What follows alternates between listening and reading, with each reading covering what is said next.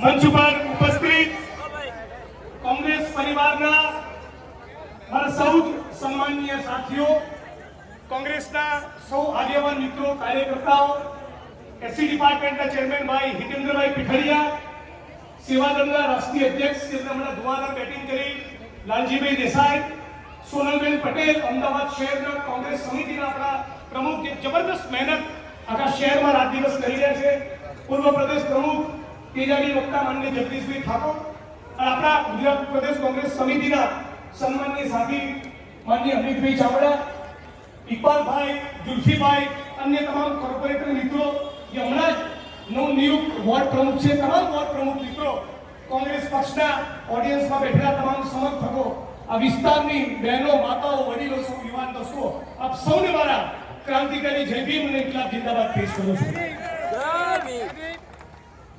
લાલજીભાઈને સાંભળતો હતો ત્યારે કવિની એક રચના, એક પંક્તિ યાદ આવતી હતી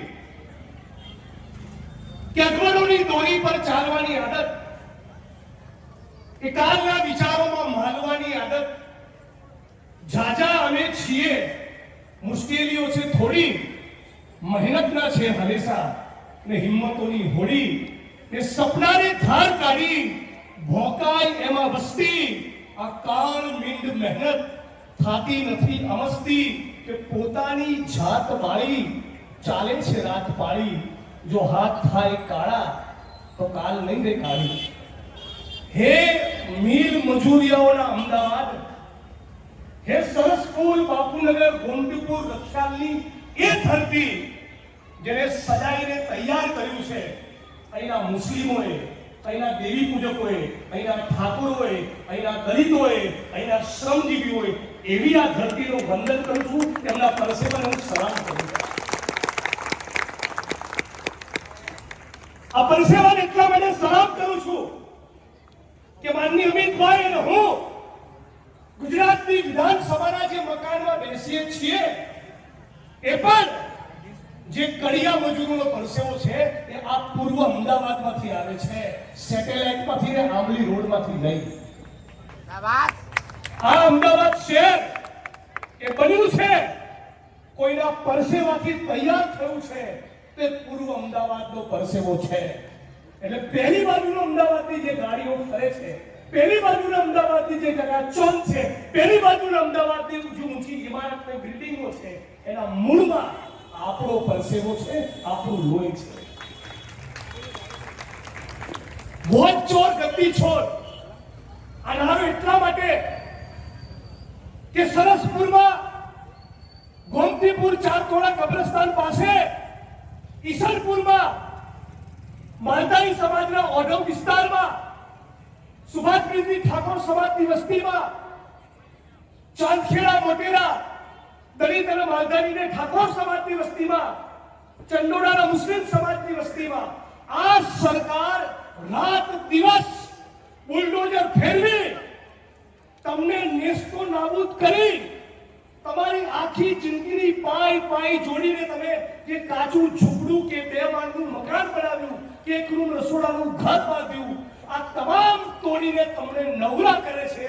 અને એ છતાં આ સરકારને બી એટલા માટે નથી કે 5 કરોડ લોકો જેણે વોટ નથી આપ્યા એના પણ વોટોની કાનૂન અને બંધારણના ધજિયા ઉડાડીને ગણતરી કરીને નરેન્દ્ર મોદી આ દેશનો પ્રધાનમંત્રી થયો છે.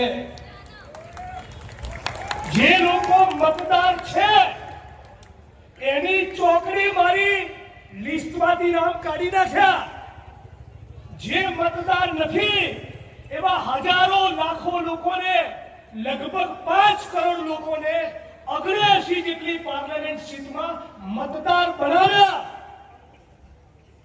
2 રૂમ રસોડાના ઘરમાં મુશ્કેલી સાથે 5-7 જણા રહેતા હોય, મજૂરિયા હોય, પ્રવાસી મજૂર હોય તો 5 ના 15 રહે, 20 રહે તો 15, 17, 20 જણા માંડ કોઈ ખોલીમાં ઘરમાં રહેતા હોય તો વોટ 15-20 આપે. એના બદલે 2 રૂમ રસોડાના મકાનમાંથી 250 મતદાર નીકળ્યા. આ ક્યાંથી નીકળ્યા? આ તમારી છાતી પર બુલડોઝર ફેરવવા માટે નીકળ્યા. તમને રોટી કપડા મકાન આપવું નથી, તમને આત્મસન્માન આપવું નથી, ફિક્સ પગાર આઉટસોર્સિંગ કોન્ટ્રાક્ટમાં તમારી જોડે વૈતરું કરાવવું છે, ઘોડા પર ચડવા દેવા નથી દલિતોને. ફક્ત મુસલમાન હોવાના કારણે ધર્મની રાજનીતિ કરીને કોમવાદ કરીને મુસ્લિમ સમુદાયને ટાર્ગેટ કરવો છે. નથી કરાવવી વસ્તી ગણતરી ઓબીસી સમાજ માટે સરકારને. આ તમારા તમામ પ્રશ્નો ઉપર બુલડોઝર ફેરવવા માટે આ વોટ ચોરી કરી છે. એની સામે તમારે લડવું પડશે. મારા કરતા આ મુદ્દે તમારે લડવાની જરૂર છે. હું કાલે ઉઠીને ધારાસભ્ય નહીં હોઉં, વકાલત કરી હાઈકોર્ટમાં, તો મારું જીવન ચાલી જશે. પણ હે શ્રમજીવીઓ, હે ગુજરાતની ગરીબ પીડિત શોષિત વંચિત જનતા, હે ગુજરાતના ઠાકોરો, દેવી પૂજકો, રાવણો, આદિવાસીઓ, મુસ્લિમો, માલધારીઓ, હવે તો જાગો, હવે તો ક્રાંતિ કરો, હવે તો કહો કે અમદાવાદ અમારું છે, હવે તો કહો આ ગુજરાત અમારું છે. સૌરાષ્ટ્ર, ઉત્તર ગુજરાત ને ચરોતરના ખૂણે ખૂણેથી 1930માં ને 40માં ને 50માં ને 60માં લોકો અહીંયા ઠલવાયા. ત્યારે અમદાવાદ શહેર બેઠું થયું, ત્યારે આ સુરત ને વડોદરા ને રાજકોટ તૈયાર થયા. બીજા કોઈ ગ્રહ પરથી આવેલા નથી. આપણો ઈટોના ભઠ્ઠામાં આપણે, ચણતર પ્લાસ્ટરની સાઈડ ઉપર આપણે, કેમિકલની ફેક્ટરીઓમાં આપણે, આશા વર્કર બેન આપણી બેન, આંગણવાડીમાં આપણે, જીઆરસેફના જવાન આપણે, સફાઈ કામદાર આપણે, ઉદ્યોગપતિઓને ત્યાં મજૂરી કરવાના આપણે, એલઆઈડી ના જવાનો, કોન્સ્ટેબલો આપણે, પંચાયતના પટાવાળા આપણે, આખું ગુજરાત આપણું. અને સારાઓ બુલડોઝર ફેરવે. એસસી, એસટી, ઓબીસી, માઇનોરિટી, કિસાન, મજદૂર, કોન્ટ્રાક્ટ સિસ્ટમનો ભોગ બનેલા કર્મચારીઓ, આ બધા એક સુરે થાવ તો આખું ગુજરાત આપણું છે. 85-90% આપણે, અને રાજ કરે આના 15% લૂંટેરાઓ. આ ભગતસિંહનો દેશ છે. એ જાગો, ડોક્ટર બાબા સાહેબ આંબેડકરના સિપાહીઓ જાગો, ક્રાંતિ કરો. છાતી પર, પીઠ પર ગોળીને દંડો ખાવાની તૈયારી પેદા કરો. આવનારી પેઢી તમને યાદ કરશે. નહીં તો પેલું રોકડું આવશે કે મારી માને ગાળો બોલી. ભારત ભૂમિના ચોર નંબર 1. અમારી મા બહેનની કાળી મજૂરીની કમાઈનું બનેલું એક રૂમનું રસોડું તોડીને અમને ધૂળ ને ભેગા કરવા છે, અને અપમાન તારી માનું થાય છે. અમારી માની માન અપમાન નથી. એક નંબરનો ખેલાડુ ધતિંગબાદ નાટકીય આપણને મળ્યો છે. અને હવે તો છૂટો, આના ટોર્ચરમાંથી હવે તો મુક્ત થાવ. 75 થઈ ગયા, જા ભાઈ તું રિટાયર, હવે બહુ થયું. તારી પાર્ટી તમને હંગરવા નથી માંગતી, એ થાકી ગયા, બોલાતું નથી. અમે તો સહમતિ વ્યક્ત કરી શકીએ. જગદીશભાઈ, અમિતભાઈ હાજર ત્યાં તો બોલતી બંધ. તો આ હવે ક્યારે જાગીશું? એ ગુજરાતીઓ, સરદાર પટેલનું ગુજરાત છે. જોડાને જીવતું જગત કેવું કર્યું. હું જાતે મારું સ્ટેચ્યુ બનાવું ઉપસ્થિત આવું હોય.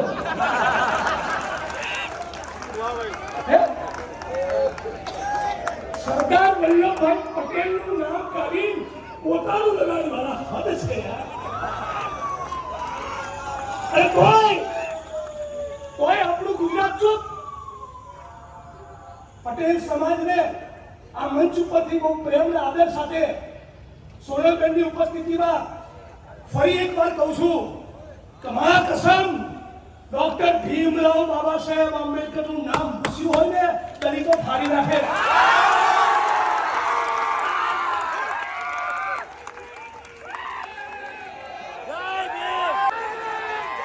દલિતો પાછળ ના કરે, ફાડીને થઈ જાય તમને.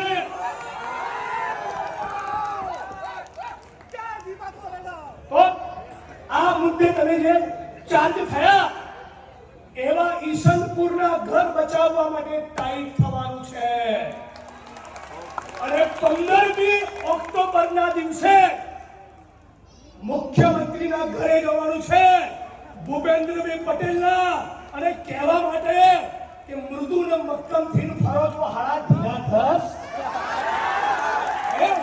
ચલો મૃદુ ને મક્કમ થઈને ફરો છો પત્તર ઠોકી કાઢી અમારી અને 400 નો બાટલો 1200 માં આપો છો પેટ્રોલ મોંઘું ઘાસતેલ મોંઘું ડીઝલ મોંઘું ભાડા મોંઘા શિક્ષણ મોંઘું આરોગ્ય મોંઘું મજૂરોને નીચોવી નાખ્યા નીચોવી હમણાં ફેક્ટરી એક્ટમાં કારખાના ધારામાં સુધારો લાયા શું કર્યું 12 કલાક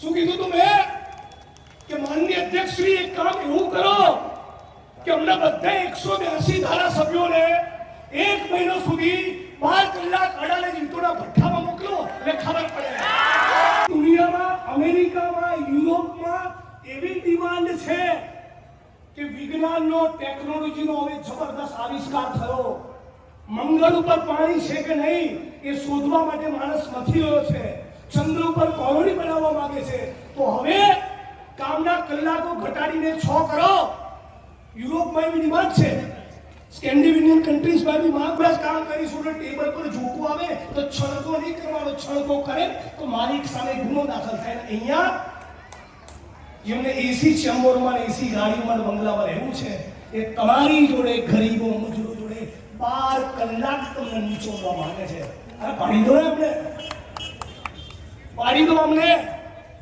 હવે નહીં ચાલે ખાલી ભાષણોથી ઇન્કલાબ કરો હું ઈચ્છું છું મારી વાણીને વિરામ આપતા પહેલા આ રખિયાલપુરની ધરતીથી આ રખિયાલની ધરતીથી આ પૂર્વ અમદાવાદની ધરતીથી એક નવી ક્રાંતિની શરૂઆત થાય ભગતસિંહને પૂછ્યું કોર્ટમાં કેસ ચાલતો તો કે क्रांति क्या है तार भगत सिंह કીધેલું किसानों और मजदूरों के हाथ में सत्ता लड़े कौन એ જ લડે જે પરસેવો પાડે એ લડે તમે લડો અમે તો તમારા ખાલી ટેકામાં તમારા કરતા બે શબ્દો વધારે બોલીએ એટલું જ બાકી લડવાનું તમારે છે ક્રાંતિ તમારે કરવાની છે તખ્ત બદલી કરો ગુજરાતમાં અમદાવાદ મ્યુનિસિપલ કોર્પોરેશનમાં કોંગ્રેસની સરકાર લાવો સુબોધભાઈએ કીધું હતું કોંગ્રેસ પાર્ટી ખાલી બુલડોઝર આગળ નહીં સુજાય તમારા ઝૂંપડા અને મકાન તો તૂટતા બચાવશે પણ કદાચ કોઈનું તૂટ્યું હશે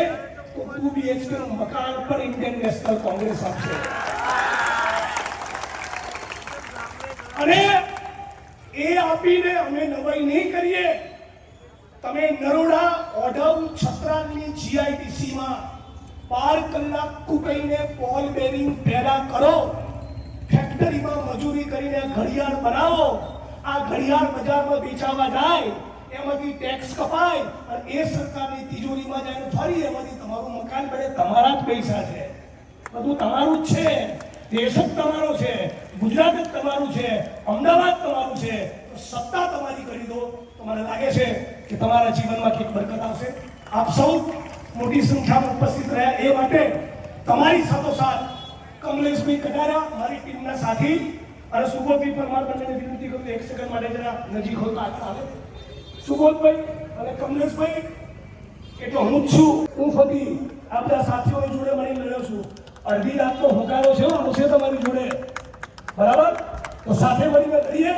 નારો બોલાવીશ લડેંગે તમે કહેશો જીતેંગે તો કેવું આત્માથી અવાજ लड़ेंगे लड़ेंगे लड़ेंगे जय भीम जय भारत जय कांग्रेस जय संविधान ये धरती अपने आप की किसी के बाप की